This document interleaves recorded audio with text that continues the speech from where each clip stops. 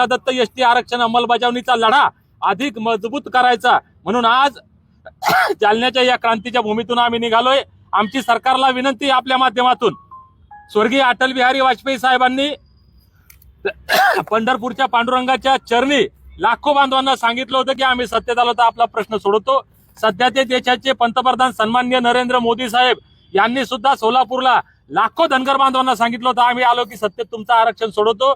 या राज्याचे मुख्यमंत्री देवाभाऊ देवेंद्र फडणवीस यांनी सुद्धा बारामतीच्या भूमीमध्ये लाखो लोकांसमोर सांगितलं होतं पहिल्या कॅबिनेटमध्ये आरक्षण देऊ।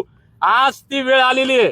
सरकारला आमची सांगणं आहे, काल सुद्धा परवा आमची मुख्यमंत्री महोदयांसोबत सविस्तर बैठक झाली, सविस्तर चर्चा झाली। तिथं सुद्धा आम्ही सांगितलं की फडणवीस साहेब आता आपल्याला हे आरक्षणाची अंमलबजावणी करून आमचा घटनादत्त अधिकार आम्हाला बहाल केल्याशिवाय, तुमचा शब्द पाळल्याशिवाय दुसरा पर्याय नाही। परवा सुद्धा मीटिंग मध्ये मुख्यमंत्री महोदयांनी ज्या काही गोष्टी आहेत सगळ्या सविस्तर चर्चा झाली। त्यांनी सांगितलं की पुन्हा आम्हाला वेळ थोडासा लागेल। आम्ही त्यांना नम्रपणे सांगितलं की 12 वर्षापासून आपल्याला आम्ही वेळ दिलेला आहे।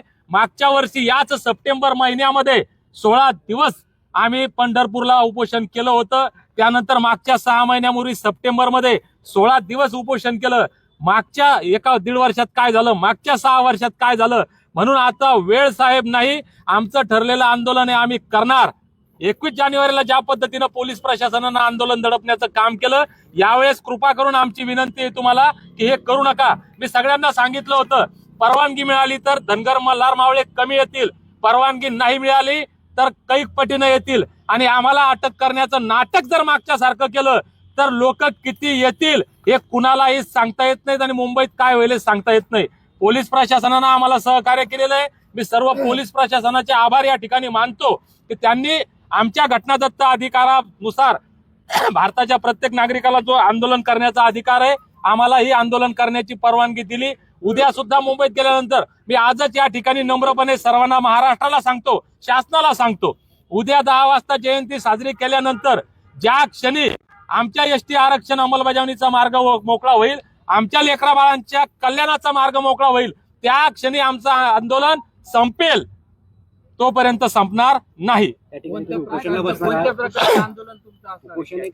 आमरण उपोषण कोण करणार आहे, किती जण सहभागी असणार आहे? उपोषण करता एकच आहे, ते मी दीपक बोराडे। आणि या आंदोलनामध्ये या राज्याच्या प्रत्येक जिल्ह्यातील प्रत्येक तालुक्यातील बांधव सहभागी होणार आहे।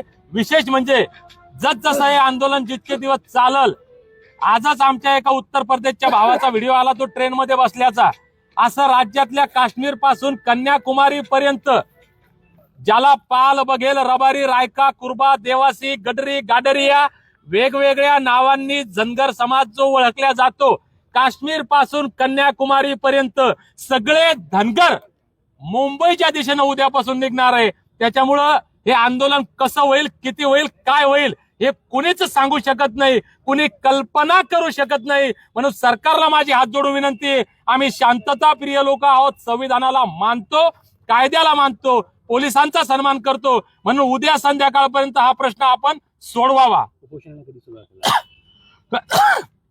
आमरण उपोषणाला उद्या सकाळी 10 वाजेपासून सुरुवात होणार आहे। किती लोक या आंदोलना ठिकाणी येणार आहेत आणि तशी व्यवस्था तुम्ही त्या सगळ्यांची केली का? मुंबईमध्ये येणाऱ्यांची व्यवस्था सगळे आपापल्या परीने येणारे आम्ही सांगितलंय। रस्त्यामध्ये आमच्या